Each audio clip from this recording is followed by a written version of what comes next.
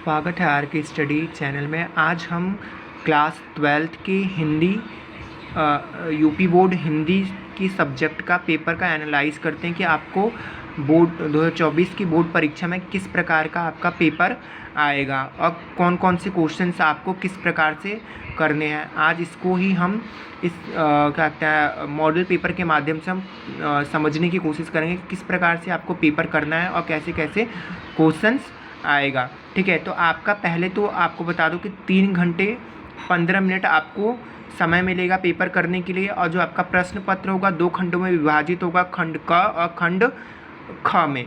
ठीक है, तो आपका खंड क आएगा। खंड क का जो पहला क्वेश्चन आएगा आपका पहला और दूसरा क्वेश्चन आएगा वो किस में आएगा, आपका एमसीक्यू में आएगा, जिसमें कि आपका ये गद्य का इतिहास होगा और ये आपका रहेगा काव्य का इतिहास होगा। ठीक है, अर्थात पद का इतिहास रहेगा। उसके बाद हम बात करते हैं आपका जो तीसरा क्वेश्चन है, वो जो आपका तीसरा क्वेश्चन क्या होगा आपका, वो होगा आपके पद्यांशों अर्थात गद्यांशों से आएगा आपका। ठीक है, गद्यांश आपका एक आएगा, उससे आपका 5 प्रश्न होंगे उसमें। ठीक है, और 5 उसी गद्यांश से आपके 5 प्रश्न पूछे जाएंगे और ये आपके ऑप्शन में मिलेंगे। किस में मिलेंगे, आपके ऑप्शन में मिलेंगे। क और ख ऑप्शन आएगा। जो भी आपको अच्छी तरीके से आता है वो आपको करना होगा। जो आपका नेक्स्ट क्वेश्चन आएगा वो आपका है 4th, निम्नलिखित पद्यांशों को पढ़कर उन पर आधारित प्रश्नों के उत्तर दीजिए। इसमें आपको 2 ऑप्शन मिलेगा, इसमें से भी आपको 5 प्रश्न पूछा जाएगा। ठीक है, इसमें भी आपको 5 प्रश्न पूछा जाएगा। हर एक प्रश्न का 2 नंबर है, अर्थात आपके 5 प्रश्न 10 नंबर के हैं। ठीक है, आप यहाँ पर देख सकते हैं आपका एक प्रश्न 2 नंबर का है, अर्थात 5 प्रश्न 10 नंबर के होंगे। ठीक है, आपको 2 ऑप्शन मिलेगा, उनमें से जो भी आपको अच्छी तरीके से आता है वो आपको करना है। उसके बाद आपका जो 5वां प्रश्न है वो आपका है निम्नलिखित लेखकों में से किसी एक लेखक का साहित्यिक परिचय देते हुए उसकी कृति पर प्रकाश डालिए। इन तीनों में से किसी एक लेखक का क्या करना है, आपको जीवन परिचय लिखना है और उसकी साहित्यिक परिचय देते हुए उनकी रचनाओं को लिखना है। ये आपका कितने नंबर का है, ये आपका 5 नंबर का है। उसके बाद आपका जो 5वें का ख है, इसमें आपको किसी एक कवि 3 कवियों में से, ठीक है, किसी एक का क्या करना है, आपको जीवन परिचय देते हुए उनकी साहित्यिक परिचय देना है और उनकी एक कृति का नाम लिखना है। ये भी आपका कितने नंबर का है, आपका 5 नंबर का है। उसके बाद आपका जो छठा क्वेश्चन है, आप ध्यान से देखिए, छठा क्वेश्चन है आपका, इसमें आपको क्या मिल जाएगा, आपको ऑप्शंस मिल जाएंगे।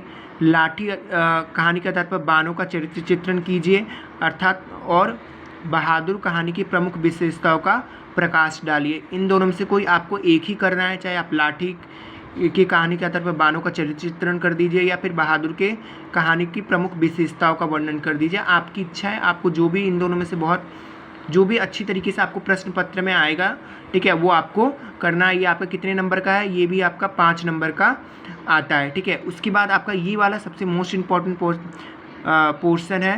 ठीक है, इसमें अक्सर बच्चे क्या करते हैं, गलती कर देते हैं। आपको इनमें क्या किया जाता है, किसी स्कूल में सारा ही पढ़ाया जाता है, लेकिन आपको क्या करना है, सिर्फ आपको इसमें एक ही पढ़ना है। ठीक है, जो आपके मंडल में पढ़ाया जाता है सिर्फ वही आपको पढ़ना है। उसके बाद करते हैं आपका खंड क खत्म हो चुका है, खंड ख का। खंड ख में आपका जो पहला आएगा वो आपका निम्नलिखित अवतरणों का संदर्भ सहित हिंदी में अनुवाद कीजिए। आपको 2 ऑप्शन मिल जाएंगे। ठीक है, ये गद्यांश होगा, गद्यांशों में से कोई 2 भी आपको क्या करना है, 2 ऑप्शन मिल जाएगा। उसमें से आपको जो भी आपको अच्छी तरीके से आता है, आपको इन दोनों में से कोई सा भी एक अनुवाद करना है। किसके साथ, संदर्भ के लिए, संदर्भ सहित आपको अनुवाद करना है, अर्थात आपको पाठ का नाम लिखना है। ठीक है, उसके लिए आपको क्या मिलेगा, 2 नंबर मिलेगा और 5 नंबर किसके लिए, आपको अनुवाद के लिए मिलेगा। अब दूसरा इसी में का 8वें का जो ख आता है, इसमें आपको श्लोक मिलेगा।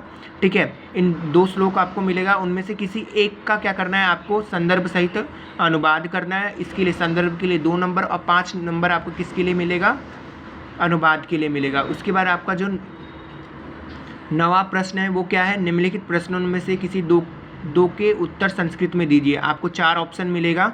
ठीक है, उसमें से किसी भी आपको 2 प्रश्न जो आते होंगे संस्कृत में, ठीक है, तो आपको संस्कृत के जो पाठ हैं उसमें से आपको ये प्रश्न पूछे जाएंगे और जो भी 2 आपको याद होंगे आपको वो दोनों का उत्तर आपको देना होगा। एक प्रश्न का जो नंबर है वो आपका 2 नंबर का है, अर्थात 2 प्रश्न कितने नंबर के हैं, आपके 4 नंबर के हैं।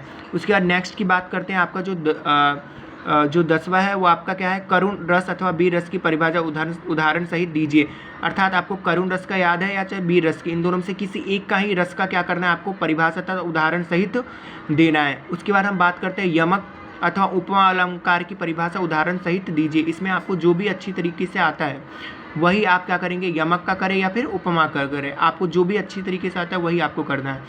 दोहा तथा सोठा में भी आपको वही करना है जो आपको अच्छी तरीके से आता है। उसके बाद आपका 11वां क्वेश्चन जो आपका है, निम्नलिखित में से किसी एक विषय पर अपनी भाषा शैली में निबंध लिखिए।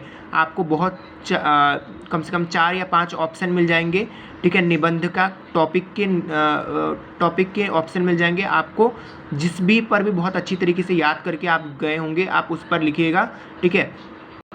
उसके बाद हम 12वें क्वेश्चन की बात करेंगे। 12वें क्वेश्चन आपका संधि विच्छेद है, ठीक है। ये आपको क्या मिलेगा, ऑप्शन में मिल जाता है। ये कितने नंबर का आता है आपका, कम से कम आपका 3 नंबर का तो संधि आता है और 2 नंबर का आपका समास आता है। कितने नंबर का, 2 नंबर का समास आता है। ये आपको ऑप्शन में मिलेंगे, अर्थात ग्रीस का संधि विच्छेद होगा। तो इनमें से 4 आपको ऑप्शन ऐसे मिलेंगे, आपको जो भी सही लगता है आपको क्या करना है, उसमें आपका आंसर आपको आंसर शीट में लिख देनी है। उसके बाद हम समास की बात करेंगे। समास भी आपको ऑप्शन मिल जाएगा, इसमें आपको बताना है कि ये जो समास आएगा, ठीक है, ये कौन सा समास है, ठीक है, या फिर त्रिलोकी में समास कौन सा समास उपयोग किया गया है, द्वंद्व समास, द्विगु समास, ठीक है, तत्पुरुष समास या बहुब्रीहि समास। इन चारों में से जो भी करेक्ट आंसर होगा वो क्या करेंगे, हम आंसर शीट में लिख देंगे।